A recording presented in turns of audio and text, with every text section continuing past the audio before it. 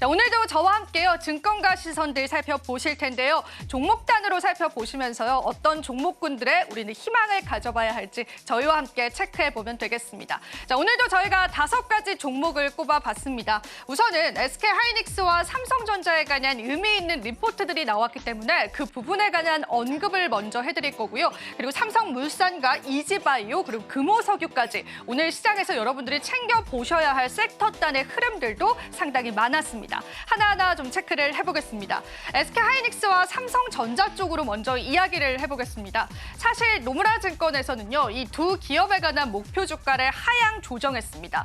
해외 IB에서는 아직까지도 하이닉스와 삼성전자에 관한 의견 자체가 그렇게 좋지는 않았습니다. 그 이유 중에 하나가 업황 둔화 때문인데요. 이 업황 둔화가 우리가 예상했던 것보다 더 하향될 것이다라고 내다봤습니다. 그리고 여전히 시장의 정치적인 리스크, 부각을 받으면서요. 평균적인 멀티플 자체가 좀 내려갔습니다. 그런 부분들이 우리 국내 증시를 잘 설명해 주는 것 같았습니다. 하지만 하이닉스 쪽에 관한 NH투자증권의 의견은 조금 달랐고요. 이 키움증권 쪽에서 나온 삼성전자에 관한 의견 속에서도 우리는 어느 정도의 희망을 좀 찾아볼 수 있었거든요. 하나하나 제가 브리핑 도와드리겠습니다. 자, 하이닉스 쪽에 관해서는 NH투자증권에서는 역시나 IT 수요는 부진할 것이기 때문에 전반적인 멀티플 자체는 하향 조정했습니다. 그럼에도 불구하고 매수의 의견은 유지했던 이유 중에 하나는 그래도 시장에서는 아직까지 하이닉스에 관한 저평가 국면이다라고 내다보는 시선들이 있었습니다.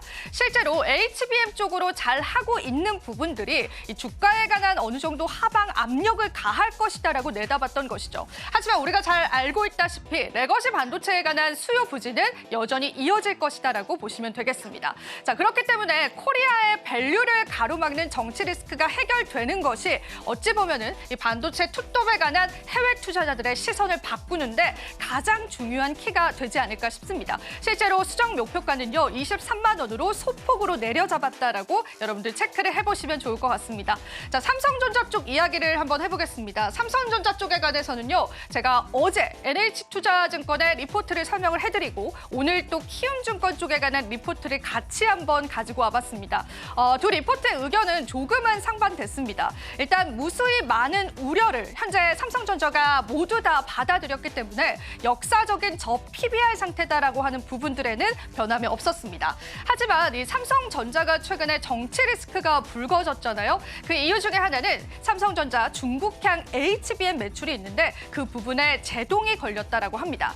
그래서 우리가 이러한 미국의 제재를 놓고 봤을 때 삼성전자를 무조건 나쁘게 바라볼 것이냐에 관해서는 물음표를 여러분들 남겨두셔도 좋을 것 같습니다. 그 이유 중에 하나는 중국 쪽에서도 이러한 정치 리스크를 예상했습니다. 그래서 단기적으로 중국 쪽에 관한 삼성전자에 관한 매출이 좀 급격하게 상승하고 있다는 거죠. 물론 전반적인 이 반도체 업황은 좋지 않습니다. 하지만 그럼에도 불구하고 이 하방을 막아주는 게 중국향에 관한 지금 급격한 매출이다라고 합니다. 중국향에 관한 매출은요, 4분기 그리고 내년 1분기쯤에 드러날 예정이기 때문에 그 시점에 맞춰서 또 시장에 관한 반응성들도 여러분들 체크해 보시면 좋겠습니다. 그리고 또 한 가지 있습니다. 지금은 중국 쪽에 관한 HBM에 관한 미국의 제재가 있었지만 트럼프 행정부가 들어오게 되면은 사실 창신 메모리 쪽에 관한 매출에 관해서 제재도 있을 것이다라고 내사보고 있습니다. 그에 따른 반사 이익을 삼성전자가 가져갈 수 있다라는 겁니다. 그래서 실제로 중국에 웃고 또 중국에 울었다라는 그러한 표현을 하기도 했는데요. 삼성전자 같은 경우에는 중국향 매출의 리스크가 있긴 하지만 사실상 중국 제재로 인한 반사 이익까지도 받아갈 수 있다라고 내다보기도 했습니다. 하지만 전반적인 시장의 멀티플은 지금 내려앉았습니다. 정치 리스크 불거지면서 그러한 시선들이 증권사 리포트를 통해서도 확인을 해볼 수가 있었고요. 키움증권에서는 삼성전자에 관해서 7만 5천 원 선이었던 걸 7만 3천 원까지 수정하긴 했지만요. 사실상 바이 의견은 고수했습니다. 지금 이 시점이 조금 긴 호흡으로 삼성전자에 관한 매수를 할 시점이다라고 내다보는 그러한 시선이 있었다라고 하는 부분들 여러분들 같이 한번 체크해 보시면 좋겠습니다. 자, 사실 우리 반도체 투톱에 관해서 우리가 어떤 전략을 가져가느냐 그리고 시장에서 어떤 반응이 나오느냐가 우리 증시의 지수와도 연동이 되기 때문에 민감하게 관련 리포트들은 체크해 보시면 좋으실 것 같고요. 그래도 해외에서 바라보는 부정적인 시선, 그러니까 반도체 윈터가 조금 더 빨리 왔다라는 그런 시선 대비해서는 국내에서는 조금 더 객관적으로 삼성전자에 관한 평가를 내놓고 있다라고 하는 부분들 같이 같이 한번 체크해 보시면 좋겠습니다.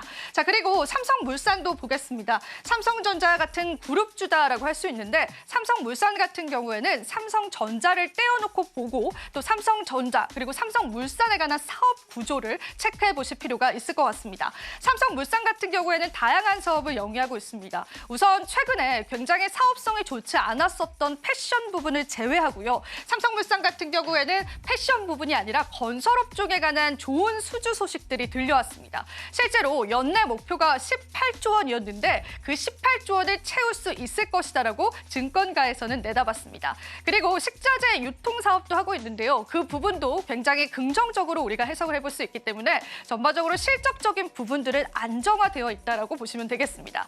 그리고 이 삼성물산의 가장 큰 키포인트는요. 현재 주가 순자산 가치 67%나 할인 중이다라고 합니다. 이번 정치 리스크 불거지면서요. 삼성물산 쪽에 관한 어느 정도의 조정도 있었기 때문에요. 그 부분들 때문에도 밸류의 매력은 충분하다라고 내다봤습니다. 그리고 한 가지가 더 있습니다. 삼성물산이 지금 새롭게 영위하고 있는 사업 중에 한 가지가 있는데요. 아마 우리 시청자분들도 잘 모르셨을 겁니다. 바로 SMR, 소형 모듈 원전에 관한 사업에 관해서 지금 그 성장성을 나타내고 있습니다. 가시화될 예정이기 때문에요. 우리가 이 소형 원전 관련주로도 밸류가 된다면요. 이 시장에서 다시금 새로운 시선으로 바라볼 수 있을 것이다라는 그러한 전망들도 내다보고 있습니다. 자, 그래서 이 삼성물산에 관해서는 목표 주가는 하향 조정했지만 지금 우리가 주가를 바라볼 때 굉장히 저평가되어 있다라고 하는 부분들은 여러분들이 포인트로 가져가시면 좋지 않을까 싶습니다. 자, 그리고 마지막 두 종목도 한번 살펴보겠습니다. 이지바이오와 금호석유가 될 텐데요. 이지바이오 같은 경우에는 이지홀딩스의 자회사인데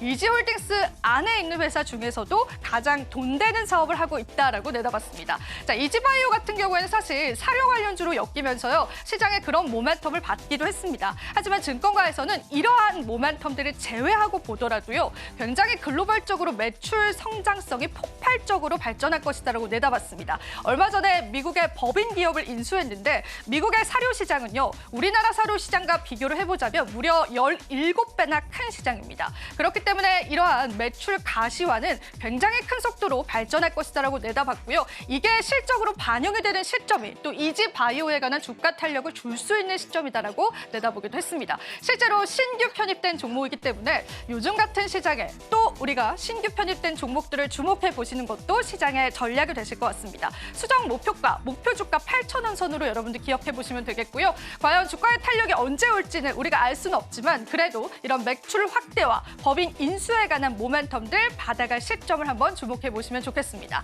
자, 마지막으로 금호석유 보겠습니다. 금호석유 쪽에 관해서도 NH투자증권에서는요. 목표 주가에 관해서는 하향 조정했지만 매수 의견은 유지했다라는 그러한 분석들 나왔습니다. 실제로 우리가 수출 품목을 놓고 봤을 때 시장에서 인기가 많은 수출 품목은 아닙니다. 합성 고무 같은 경우에는 2년 내 최고치를 달성했습니다. 물론 반도체나 화장품처럼 시장에 관심도가 많은 수출 품목은 아니지만 금호석유는 그러한 면에서 굉장히 수출량이 좋다라고 내다보기도 했습니다. 실제로 실적으로 가시화되는 건 2025년도가 될 것이기 때문에요. 그런 부분들이 주가에 반영될 수 있다라고 봤고요. 그리고 합성 고무 업황 자체가 괜찮기도 하고요. 원자재 가격의 하락으로 인해서 합성 고무를 만들어내는데 영업이익치까지도 상승할 수 있다라고 내다봤습니다. 실제로 기존 목표가 대비해서는 하향 조정했지만 수정 목표가는 15만 원 선으로 여러분도 체크해 보시면 되겠습니다. 자, 그렇다면 저희 이렇게 증권사 리포트 살펴봤다면요. 암호화폐 시장으로 한번 넘어가 보겠습니다.